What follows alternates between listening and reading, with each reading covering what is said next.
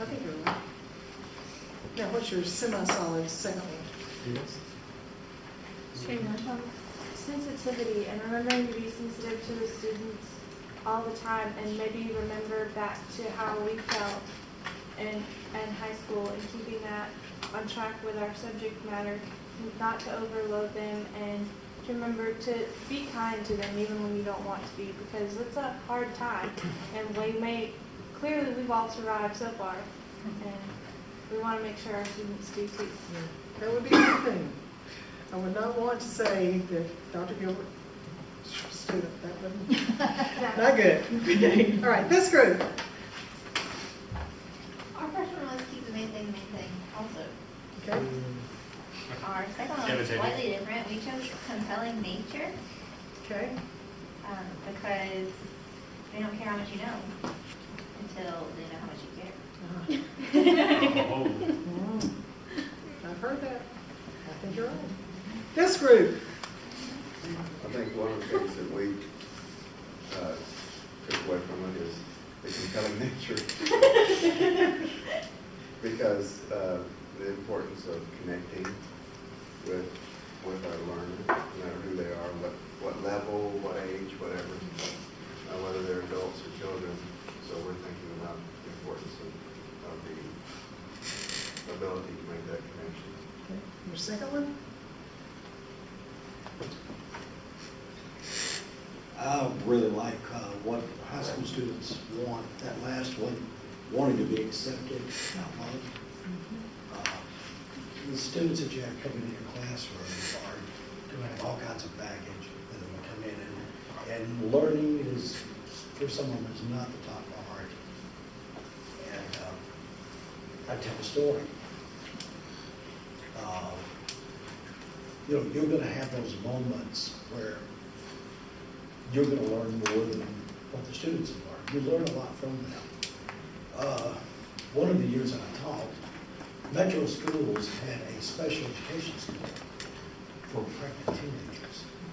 And I was privileged to be an English teacher in that school. If the weather was bad, the girls didn't show up, but they were all pregnant. And they had a lot of issues. I'll never will forget, there was one there, because I was raised in a very sheltered home, where everything works.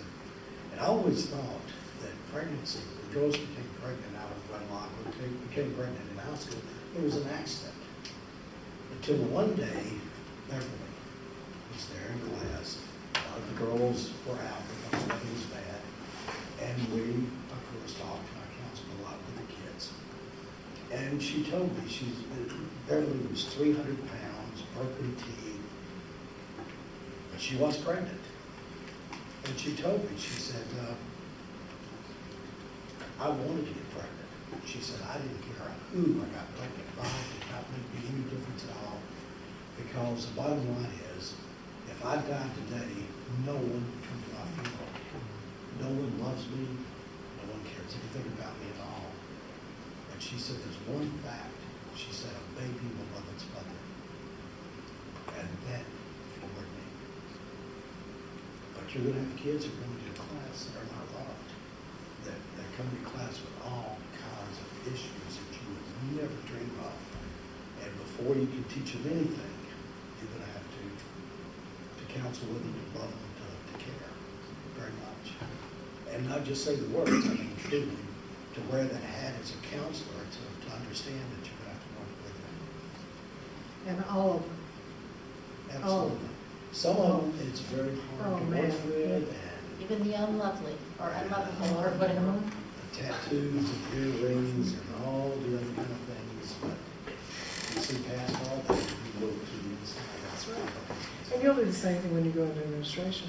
There'll be teachers that are much easier to work with than others. We're really no different than the children, and by children I mean teenagers too. We have people that are easier to get along with. I have people that are easier to get along with, but it doesn't mean that I can favor one over the other, because same situation. Principles, that fairness factor plays in, because as I said, if they see me being unfair to one, Or is it gonna be my turn? It's really important.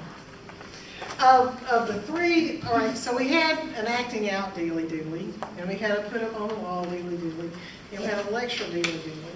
Which one of those do you think you'll remember most?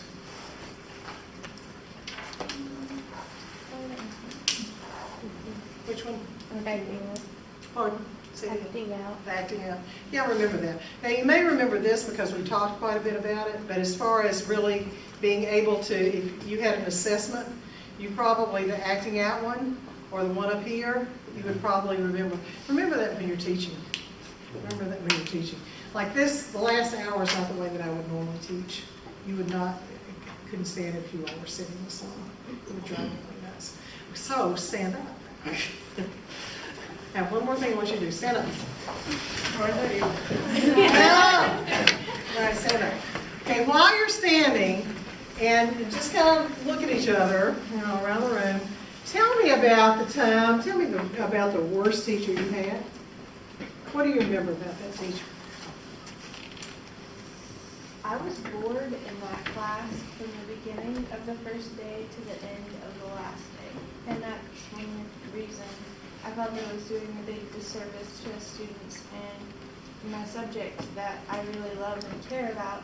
And that's one of the reasons I wanted to become a teacher in that subject. Okay. What else? Tell me about the worst teacher you ever had. Humiliated.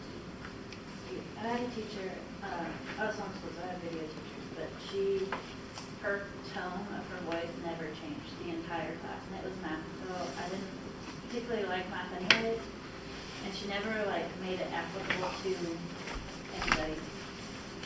No, it was just math, it wasn't applicable math. And she spoke monotone the entire time, and I would fall asleep during class. Remember that you're an actor, okay?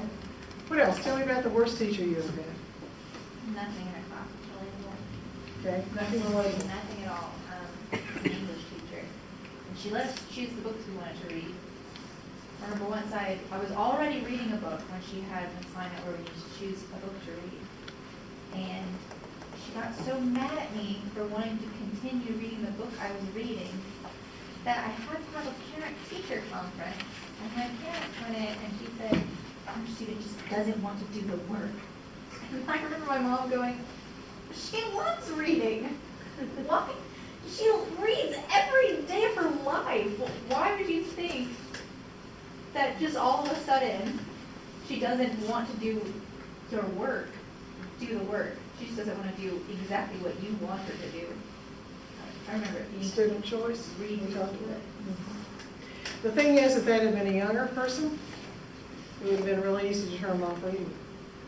I mean, really, your job is that important, that it impacts habits that last forever. Tell me about the worst teacher you ever had. I got chewed out once for using the stapler on my teacher's desk before class started. Not just yelled at, but chewed out. She just jumped me. And I was humiliated in front of class. And she was just a mean teacher. My worst teacher was a chemistry teacher, and the homework was never graded right. Like, what was wrong on mine was right on someone else's, or right on mine was wrong on someone else's. And she would always make mistakes teaching. Like, the whole consistency thing, she was never consistent. She always made mistakes. I'm not a science person as far as chemistry goes, but the thing with the chart where you have to do all the math, I don't know. She never did it right, ever. Yes. I'm sorry, but she never did it right. And if you actually did the math, she would be like, no, this is the answer. And when someone would be like, but Miss So-and-so, that's not right. If you add it up, this is the answer. She's like, no, you're wrong. And she's just horrible. Any others? I remember my worst teacher was my favorite teacher because she was a math teacher. And she was the reason I liked math. And I remember she kind of crossed the line as far as social media goes because I remembered kind of her playing favoritism towards me, and then I got on Facebook one day and she had posted an album called My Favorite Students and my picture wasn't in it. And that like just burned the bridge right there. And I was like, yeah, I don't like you anymore, because that's kind of like a smack in the face to not only me, but everyone else. And one, we probably shouldn't have been friends on Facebook while I was still in high school. Two, she shouldn't have posted that album. And so like, I deleted her. Exactly. But it wasn't that she was a bad teacher. Like, she is the reason I understand math. But as far as like respect goes, Right. she was not very respectful. Okay, sit right down. Thanks for sharing that. I appreciate that. So I want you to think of this, and then I'm going to leave you. I want you to think of one word that would describe the characteristic you want to be sure to have as a teacher. Okay, one word, just one word, that would describe the characteristic you want to have as a teacher. So the most important thing to you, and I'm going to start over here with the college teachers, and we're going to work our way down. Okay, go, one word. Positive. Okay. Compassion. Courage.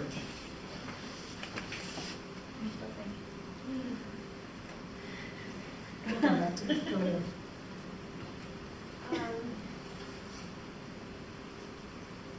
Being relatable. I was kind. I don't think my relatability. Real. Confidence. Compelling. I was gonna say real, but he took it. Okay, that's all right. We can have two real people. Okay. All right, go ahead. That would be memorable. Passionate. Influential. Truthful. It's yours. And to be, I don't know what I say, to be applicable. What questions do you have for me about anything while I'm here? I have a question. Okay. I'd like for you to talk just for a second about how important it is for science, technology, engineering, math, and what the role is that these teachers will play in terms of engendering any interest in those areas. I kind of take a different look at that. I'm really big on STEAM, and here's the way I approach it though. You remember back when we were talking about creativity and problem solving, all those kinds of things, the ability to think? That's the way I approach it. So I look at more of an integration, more of a problem solving kind of approach to all instruction. So I think linking everything together, when you were talking about applicable, I think in many ways that's where that application comes into play.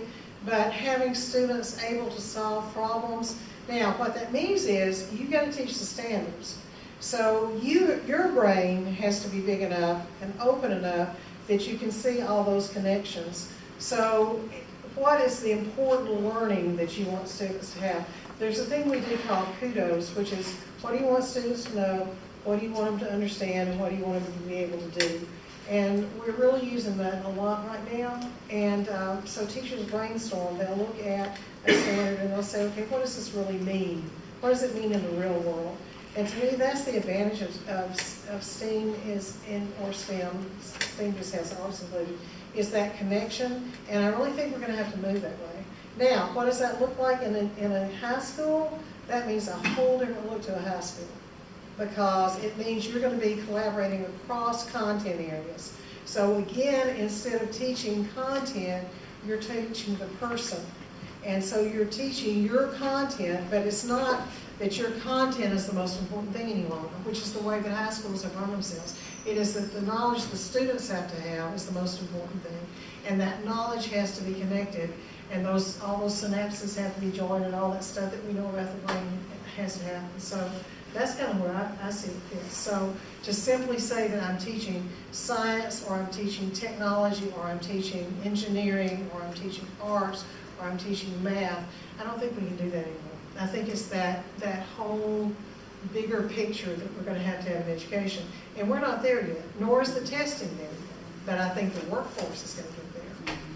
Because it, really and truly, if you think about, okay, so what is my job, you know, let's look at, what my typical job tomorrow be. All right, so it's gonna be, I may have a parent that calls, and so I'm having to figure out what happened at the school, what's true.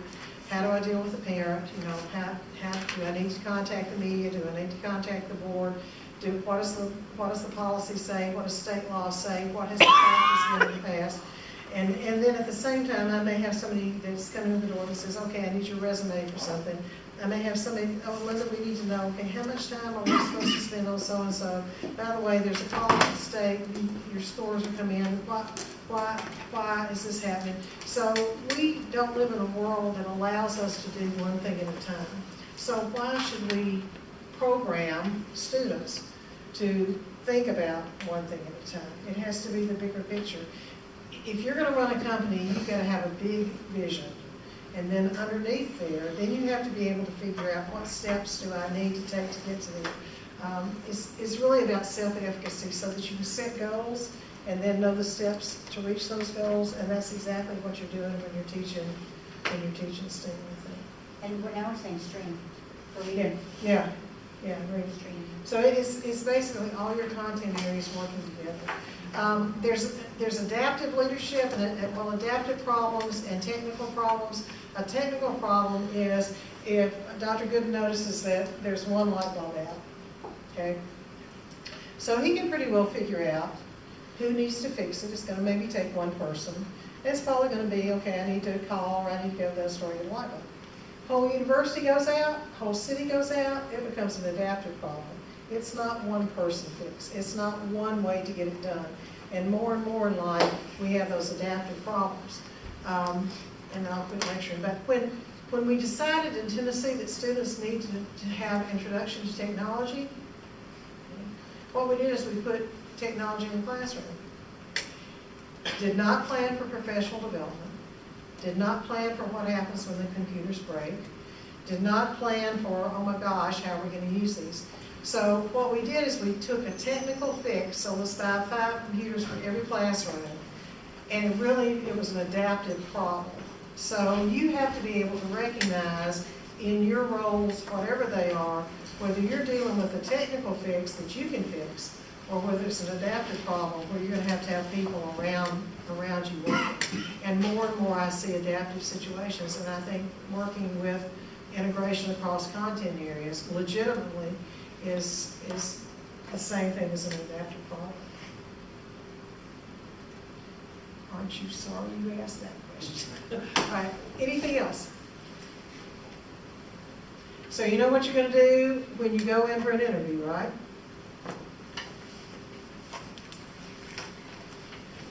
The portfolio may be important, who you are as a person is more important. So don't throw out, I'm going to differentiate instruction or use personalized learning, because then I'm going to say, tell me what that looks like. So if I go into your classroom and I know that you're trying to personalize instruction, what am I going to see? What am I going to hear? What does it feel like in your classroom? Be able to talk about what you've done as far as extracurricular activities, as far as what you've done as far as leadership. Be able to talk about how you've changed. I would look on that website and I would say, I notice you don't have this certain club. I'm real interested in that, because if you're in high school, you're going to be responsible for something. And a lot of times it's better if you have knowledge of that community and of that high school, and you can say, I'm really interested in this. I don't know, if you've ever thought about this, but if there ever comes a time, I'd like to lead that. So if you're going to spit out education needs, know how to break it down, because if you've got a smart person interviewing you, they're going to want to know that you know what you're talking about. And if you don't, be honest. I've heard that term. I'm sorry. I don't know exactly what it is, but I can tell you. I'll find out. And I'll get back to you, and then find out and get back to you. By the way, I looked it up. Here's what it is. Here's how I see it working with school. Interviews are important. It's okay to take resumes by a school. Usually, you might call and make sure it is. Don't think that you're going to get in to see that principal. you know. Be careful about being pushy, be kind, be courteous, but you'll be okay. You'll be okay. Dress nicely, not your formal that you wear into the dance next week, but be decent. Be polite, listen. If you've got more than one person in the room, you look at the person that's speaking, and look around the room, come back to the person. Thank them for letting you come by, write them a note, follow up. I really appreciate your seeing me. I know you have had a really busy schedule. Thank you for taking time. I'm very interested in your school. Here's why. Would you send a follow-up note or an email? Both will work. I'll tell you, because like I live on email, so notes matter now. One person on. It is. Other stuff.